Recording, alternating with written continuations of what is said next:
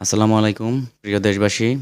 এই কয়েকদিন যাবৎ আপনারা লক্ষ্য করে থাকবেন ঢাকা শহরে সচিবালয়ের সামনে জনতা পার্টি যে তারেক, উনি কিন্তু আওয়ামী লীগের আমলে ভারত বিরোধী একাই লিফলেট বিতরণ বলেন, আন্দোলন বলেন, যখন এখন বর্তমানে যারা মানে ভাগ হয়ে গেছে, তখনও কিন্তু তারা কিছু করতে পারে নাই। এই জনতার পার্টির যে তারেক, উনি কিন্তু এই ভদ্রলোক কিন্তু অনেক কাজ করছে। আমার জানার মতো উনি হয়তো অনেক সৎ এবং ভালো ভদ্র ছেলে।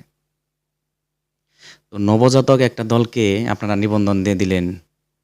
আর এটা যে একটা দল, এটাকে দিতেছেন না কেন? কোন স্বার্থে? যদি আমজনতা তারেক ভাইকে যদি ওদের দলটাকে যদি আপনারা নমিনেশন কি বলে? দলের নিবন্ধন দিয়ে দেন, দেশের কি এমন ক্ষতি হয়ে যাবে বলেন? ছেলেটা দীর্ঘদিন যাবৎ ১০০ কত ঘন্টা জানি এখনো সেখানে অনশন করতেছে। দেখবেন হাতে হাতে লিখে কম্পিউটারে কম্পোজ করে লিখে পিছনে রাইখা ছোট একটা কাগজের মধ্যে তিনি আপনার ব্যানার টানায় অনশন করতেছে। সে কিন্তু কোটি, কোটি টাকার মালিক না, বা কোটি, কোটি টাকা কিন্তু আত্মসাৎ করে নাই যে পিছনে হাজার, হাজার টাকা খরচ করে ব্যানার ফেস্টুন পিছনে টানায় ডিজিটাল ব্যানার টানায় সেখানে তার দলের নাম লিখে বা ইত্যাদি অনেক কিছু লিখে যে বসছে তা না। সাধারণভাবে একদম সাদামাটা একজন মানুষ।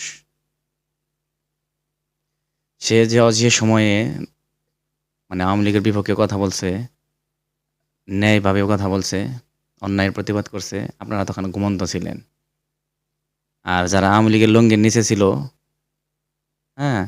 ওই যে যেমন ক্যাঙ্গারু পেটে দেখবেন যে সবাই জানেন ক্যাঙ্গারুর পেটের মধ্যে কিন্তু বাচ্চা থাকে। এরকম অনেক বাচ্চা আওয়ামী লীগের পেটে তুলেছিল। ওখান থেকে বাড়ায়া এখন বলতেছে আমরা ক্যাঙ্গারুর বাচ্চা না, আমরা সিংহের বাচ্চা। ওদের আপনারা দিলেন, কি বলে? পার্টির নিবন্ধন দিলেন তাদের দলের। কিন্তু আমজনতার যে তারেক ভাইকে দিতেছেন না। এই হলো দেশের অবস্থা। নিজেদের স্বার্থের জন্য আপনারা নিজেরাই বাগবাটোয়ারা করবেন। আরেকটা দেখেন ঘটনা। তারেক ভাই কিন্তু বা অনেকেই কিন্তু বলতেছে যে ওই যে উপদেষ্টা থাকবেন, টাকা কামাবেন, পরে নির্বাচন করবেন, দুর্নীতি লুটপাট করবেন। এখন আবার এই যে আসিফ মাহমুদ সজীব ভুঁইয়া যে বাচ্চা, ওই লোকে আবার বলতেছে যে একজন এমপি ইলেকশন করতে গেলে ১০ থেকে ২০ কোটি টাকা দরকার। সে কিন্তু আবার ঢাকা কোনো এক আসনে নির্বাচন করবে। নির্বাচনের আগে তিনি পদত্যাগ করবেন। মানে এখন মাল কামাবেন, পরবর্তীতে এসে নির্বাচন করবেন। ১০-২০ কোটি টাকার মালিক আপনি হয়ে গেছেন। এ হলো সংস্কার, এ হলো কোটা, কোটা না মেধা। কোটা না মেধা বলছেন, তাহলে কোঠা না মেধা তো থাইকে গেল। এই যেমন মুগ্ধর ভাই, উনি কোন কোটায় বিএমপিতে যোগ দিলেন বা এমপি ইলেকশন করবেন? তার ভাই মারা গেছে, তার ভাইকে মারা হয়েছে সে হিসাবে কিন্তু। তাহলে কিন্তু তার ভাইয়ের কোটাতে তিনি রাজনীতি করবেন। আগে তো করতে পারেন নাই। আগে তো সে দলে তাকে ডাকে নাই। এরকম তারপরে আবার কি সেখানে জুলাই শহীদ যে ফাউন্ডেশন সেখানে তার একটা পদ ছিল। সে কোন কোটায়? তার ভাইয়ের কোটায় কিন্তু ছিল। এখন তো এই কোটায় তো থাকলো, মেধা থাকলো। ও আপনারা যদি করেন সেটা হইতেছে আইনে বৈধ। আর অন্য কেউ যদি করে সেটা অবৈধ। এই হলো অবস্থা।